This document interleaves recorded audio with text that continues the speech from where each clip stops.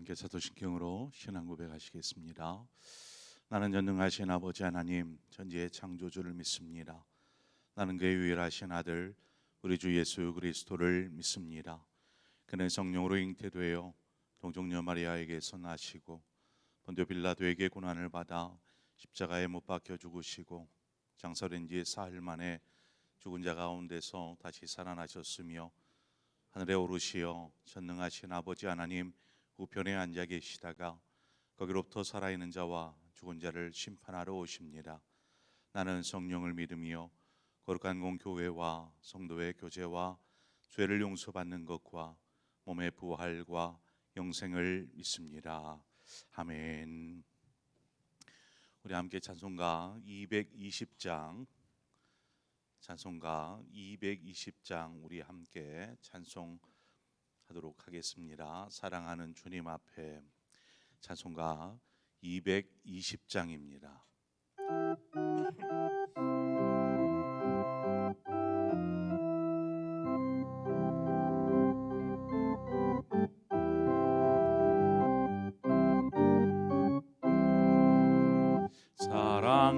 사랑하는 주님 앞에 형제 자매 한 자리에 주님의 생각하며 즐거운 찬송 부르리네.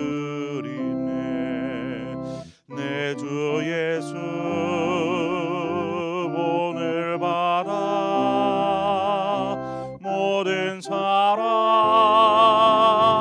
내 몸같이 환난 근심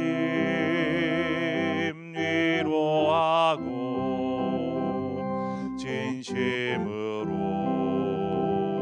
사랑하세. 사랑하는 주님 앞에 온갖 충성 다 바쳐서 괴로우나 즐거우나 주님만 힘써 섬기네. 우리 주님 거룩한 소 제자들의 발을 씻어 남 섬기는 종의 도를 몸소 행해 보이셨네. 사랑하는 주님 예수 같은 주로 섬기나니 한 피 바다 한 몸 이룬 형제여 친구들이여 한 몸같이 친밀하고 마음으로 하나 되어 우리 주님 크신 뜻을 지성으로 준행하세. 아멘. 하나님 말씀 보겠습니다. 사무엘하 19장 1절에서 8절의 말씀입니다.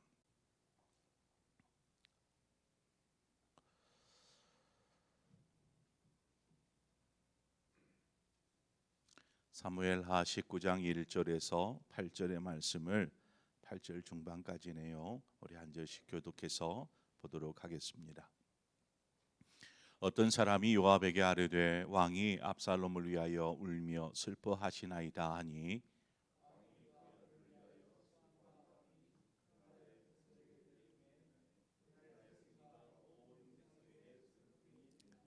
그날의 백성들이 싸움에 쫓겨 부끄러워 도망함같이 가만히 성읍으로 들어가니라.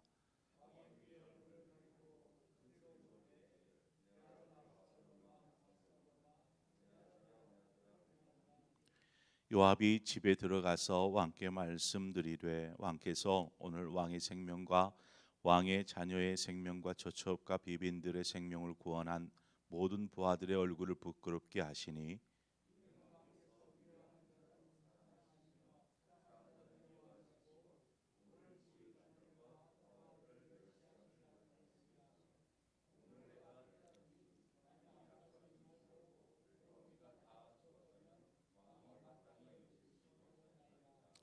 이제 곧 일어나 나가 왕의 부하들의 마음을 위로하여 말씀하옵소서.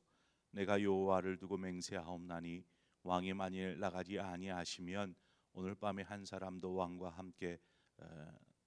함께 머물지 아니할지라. 그리하면 그 화가 왕이 젊었을 때부터 지금까지 당하신 모든 화보다 더욱 심하리이다 하니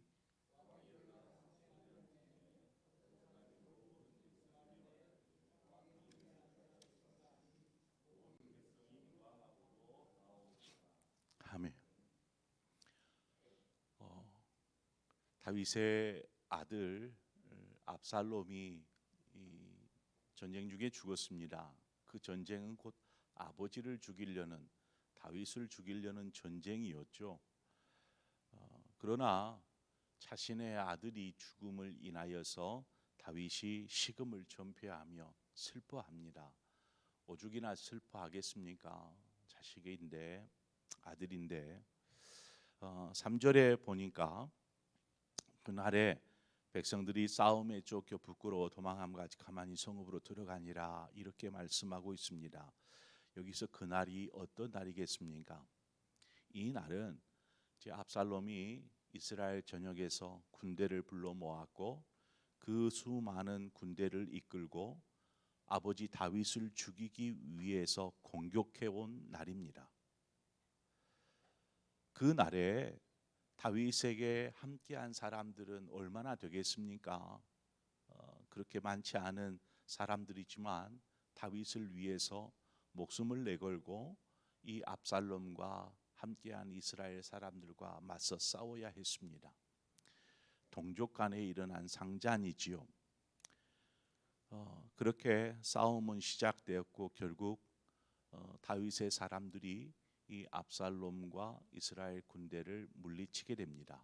그 과정 속에 압살롬이 죽음을 당하죠. 그리고 그러니까 다윗의 사람들이 승리한 것입니다.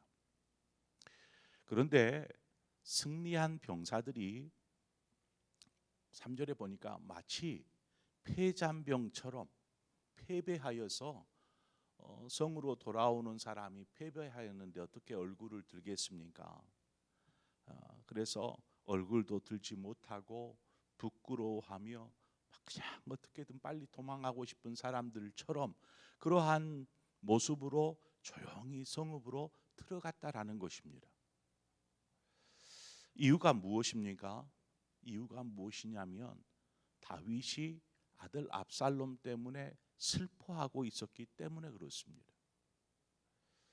다윗이 왕이 그렇게 슬퍼하니까 차마 전쟁에 나가서 승리했는데 이 승리의 기쁨을 노래하고 즐거워할 수 없었던 것이죠. 우리는 여기서 개인과 어떤 공동체의 문제를 좀 생각해 보고자 합니다. 다윗이라는 개인으로는 분명히 아들을 잃은 큰 슬픔이 있을 수 있습니다. 하지만 다윗과 함께하고 있는 그룹, 그러니까 공동체죠. 이 공동체는 지금 반역자들을 물리치고 승리한 그러한 기쁨이 있어야 하는 것입니다. 하지만 다윗이 왕이라는 이유로 그들은 전쟁에 참전했던 병사들은 그저 부끄러운 모습을 취해야만 했습니다. 조용히 입을 다물어야 했지요. 다윗의 슬픔이 중요할까요? 아니면 공동체의 승리, 그 승리로 인한 기쁨이 중요할까요? 여러분은 어디에다 손을 들어줄 수 있겠습니까? 이 소식을 요압이 전해 듣고 다윗에게 이야기합니다. 5절 중반 이하부터 쭉 이어지는데 7절까지 왕께서 왕의 생명과 왕의 자녀의 생명과 처첩과 비빈들의 생명을 구원한 모든 부하들의 얼굴을 부끄럽게 하시니 하면서 이야기가 진행이 됩니다. 그러니까 다윗과 함께한 사람들을 살리기 위해서 생명을 내걸고 그 전장에 나아가서 압살롬과 그들과 함께한 이들을 싸워서 이긴 이 부하들을 격려해야 할, 잘했다, 수고했다 해야 할 왕이 지금 개인의 슬픔, 자신의 아들이 죽었다라는 개인의 슬픔을 이유로 이것들을 소홀히 하는 것입니다. 이후에 왕을 위해서 그러면 생명을 바칠 사람이 어디 있겠는가? 왕이 혼자의 개인의 이유로 그렇게 한다라면 누가 왕을 위해서 생명을 바치겠습니까? 하는 충성 어린 그러한 충언을 아끼지 않습니다. 5절부터 7절까지 요압의 충언이 계속되는데 문제는 무엇이냐면 오늘 그 충언 가운데 어떻게 보면 그 다윗의 마음을 휘벼파는 그러한 내용도 나옵니다. 6절에 보면 이는 왕께서 미워하는 자는 사랑하시며 사랑하는 자는 미워하시고 오늘 주의관들과 부하들을 멸시하심을 나타내심이라. 오늘 내가 깨달았으니 만일 압살롬이 살고 오늘 우리가 다 죽었다면 왕이 마땅히 여기실 뻔하였나이다 하는 말을 합니다. 여러분, 지금 요압이 다윗에게 하는 그 충언을 한번 들여다보면 거기에는 틀린 말이 없어요. 그렇잖아요. 목숨을 내건 부하들이 전쟁에 참여해서 승리하고 돌아왔는데 누가 그러면 부끄러워서 조용히 성읍으로 들어갔는데 또다시 무슨 전쟁이 있으면 목숨을 내걸고 싸우겠냐라는 것입니다. 요압의 말에는 뭐 거짓된 것, 잘못된 것이 없습니다. 그런데 그 가운데 요압이 다윗에게 한 말 가운데 다윗의 슬픔을 어떤 위로하는 말이 없더라는 것이죠. 다윗의 슬픔을 위로하는 말. 요압의 충언은 정말 시기적절한 것이었습니다. 너무나 슬프니까 식음을 전폐하고 그냥 압살롬아 압살롬아 하면서 울고 있는 다윗. 이러한 다윗에게 정말 그 참전에 승리한 병사들이 그냥 패배잔병처럼 고개 푹 숙이고 이렇게 성읍으로 들어가는 것이 안타까워 보였던 요압의 고백이지요. 그러니까 요압의 충언은 어떻게 보면 시기적절한 내용이었습니다. 이때를 놓쳐버리면 언제 다시 또 그들을 위로하고 격려할 수 있겠습니까? 그러나 인간은 감정을 가지고 있습니다. 그래서 감정을 무시한 채 뭐 즐거워하고 기뻐할 수 있겠습니까? 지금 막 슬픈데 웃는 모습으로 이렇게 나아갈 수 있겠습니까? 그럼에도 불구하고 왕이기에 해야만 한다라는 것입니다.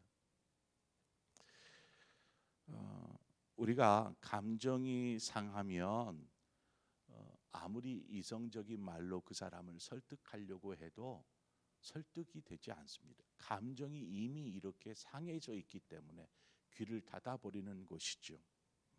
그래서 지혜로운 사람은 감정을 위로하고 또 바른 판단을 할 수 있도록 그렇게 권면하는 것이 올바른 선택이고 방법일 것입니다. 요압에게는 그 부분이 없었습니다. 그저 충언만이 있었을 뿐 다윗의 마음, 그 슬픔을 헤아리려고 하지 않았습니다. 단지 그것은 옳지 않다라는 생각으로 충언을 했던 것이죠. 자식을 잃어 얼마나 슬프십니까? 이 말 한마디만 하면 되는데 그 말 한마디가 그렇게 힘들었던 것입니다. 뭐 그거 요압은 그 말을 할 입장이 아니죠. 왜냐? 요압이 직접 그 아들을 죽였기 때문이지 아니겠습니까? 반역자를 아마 요압은 생각하고 죽였지 아들을 죽이려고 했겠습니까마는, 그러나 요압이 다윗의 마음을 위로할 줄 아는 그러한 충성된 신하였다라면 아마 이와 같은 이야기가 계속되지는 않았을 것입니다. 자, 우리가 신앙생활 중에 이와 같은 경우들을 종종 경험하게 됩니다. 여러분, 일이 아니라 사람이 먼저입니다. 일은 또 하면 되지만 사람이 마음이 돌아서 버리면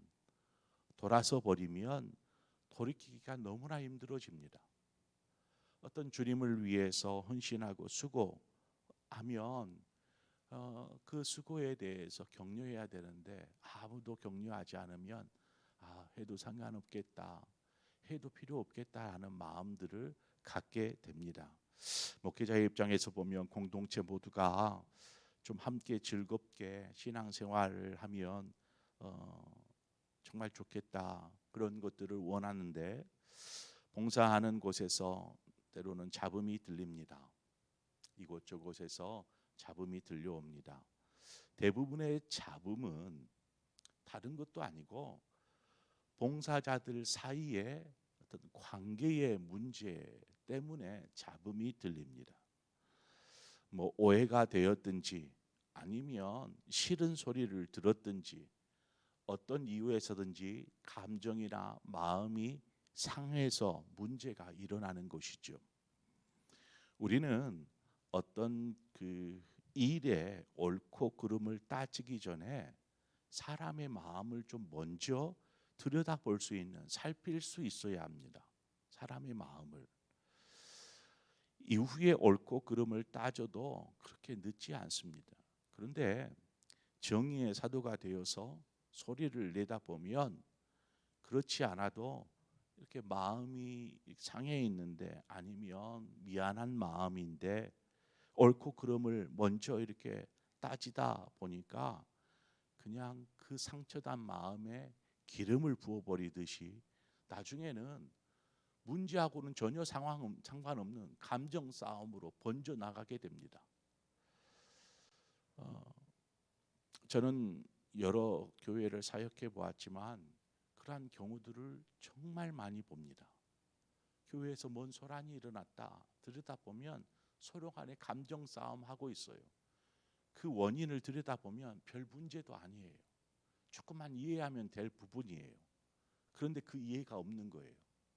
그냥 이야기하고 옳고 그름을 가지고 그 사람, 또 일이 잘 되고 못되고의 문제를 가지고 그 사람을 공격하니까 이 감정이 복받쳐 가지고 결국 감정 대 감정으로 막 다투게 되는 일들이 벌어지더라는 것입니다. 그래서 우리 상봉교회는 좀 성도들이 마음을 먼저 헤아리는 그러한 성도들이 되기를 권면합니다. 한국 교회를 보면 많은 교회가 분열되거나 갈등에 직면해 있는 경우들을 보게 됩니다. 들려지는 이야기들을 들어보면 많은 교회들이 그러고 있어요. 갈등하고 있고, 외부에서 보면 아니 왜 예수 믿는 사람들이 그런 교회가 그럴까? 왜 그렇게 교회가 소란스러울까? 아니 사랑과 용서를 이야기하는 교회가 서로 그냥 못 잡아먹어서 안달인 듯 싸우고 찢기고 갈라질까? 여러분, 이것은 한국 교회가 세상 사람들에게 신뢰를 잃어버린 이유 중에 한 부분입니다. 큰 부분이라고 할 수 있지요. 뭐 틀린 말입니까?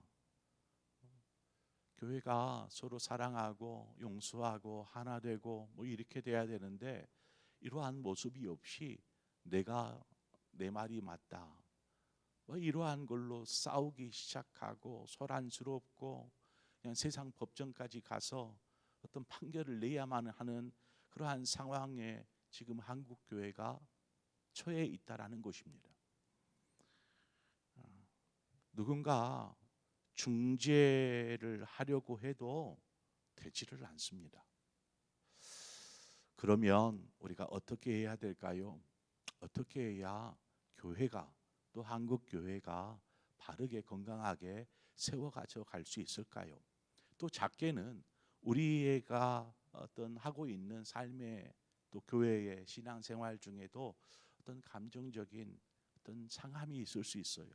봉사하면서 듣지 말아야 될 소리를 듣고 안 들어야 될 이유도 없는데 그런 이야기를 전해 들었을 때 마음이 상해지고, 이러한 것들을 어떻게 하면 이 문제를 좀 해결해 갈 수 있을까요? 답은 이미 나와 있습니다. 이것은 제가 아마 특세 때에도 좀 말씀드렸던 것 같은데, 교회를 사랑한다면 다들 교회를 사랑하는 마음으로 그러는 거예요. 잘못된 거짓된 것들을 주장하는 것도 아니에요. 요압처럼 바른 말을 하는 것입니다. 그러나 마음을 헤아리지 않는 것이죠. 교회를 사랑한다면 그 마음으로 우리는 십자가 앞에 서야 합니다. 십자가 앞에. 주님만이 우리의 화평이 되어 주시기 때문에 그렇습니다. 사람 사이에 만들어진 갈등의 골, 대립과 갈등의 골은 오직 십자가만으로 해결할 수 있습니다. 주님 앞에 서면 자기 주장보다 다른 사람의 말을 들을 수 있는 마음을 갖게 됩니다. 우리는 그것을 신앙의 여유라고 말합니다.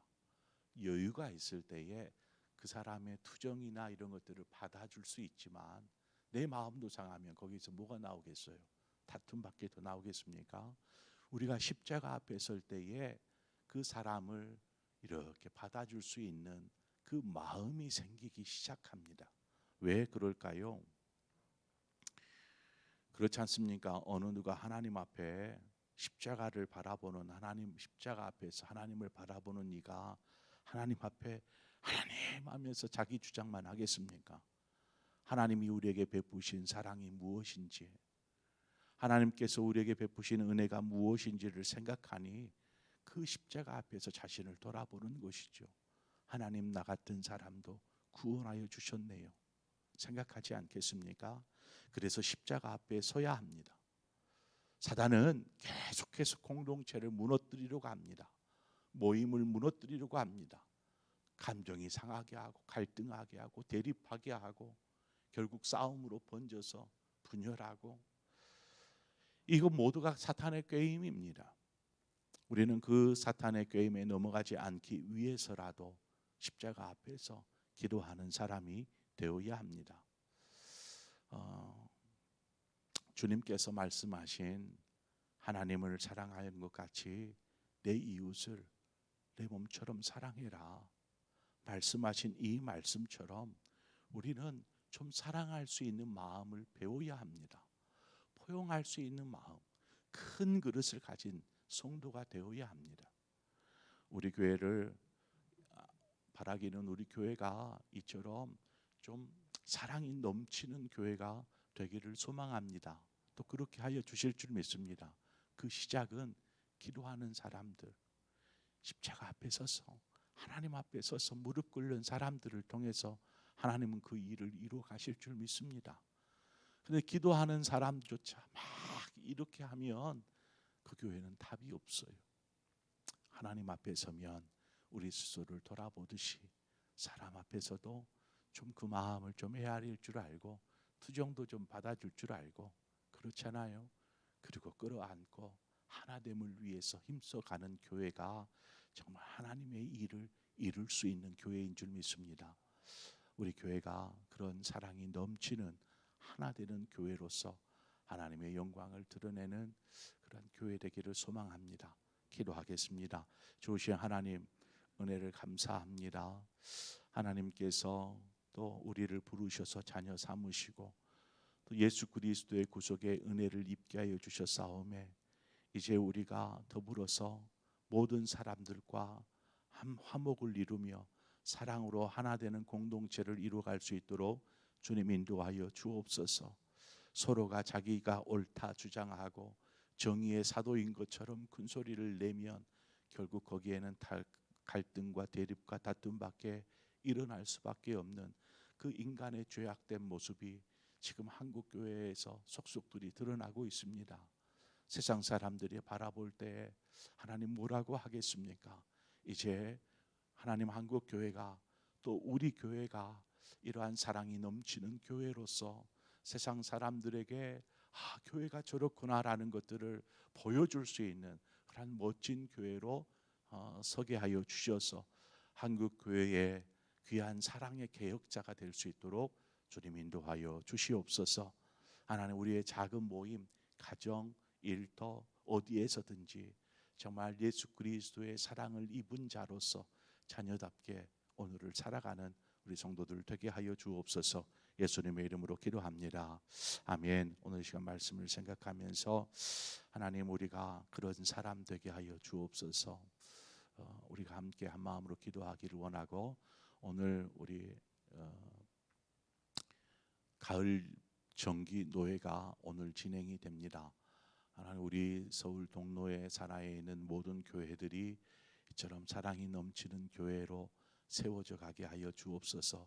혹여 갈등이 있는 교회가 있다라면 그 갈등이 하나님의 사랑 앞에 하나님 봉합되어지고 다시금 하나 되어져서 하나님의 뜻을 이루는 그러한 우리 서울 동노회가 될 수 있도록, 또 오늘 이어질 노회가 성노회가 될 수 있도록 여러분 함께 기도해 주시고, 또 우리 교회가 이런 교회되는 한국 교회에 좀 귀감이 되는 모범이 되는 교회로 설 수 있도록 우리 교회를 위해서 한 마음으로 기도하기를 소망합니다.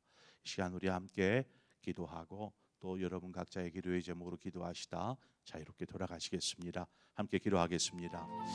주신 하나님 아버지, 은혜를 감사합니다. 아버지, 우리가 어떤 사람입니까? 하나님, 원수되었던 진노 중에 있었던 하나님, 우리를 예수 그리스도의 십자가의 고난으로 대속으로 우리를 다시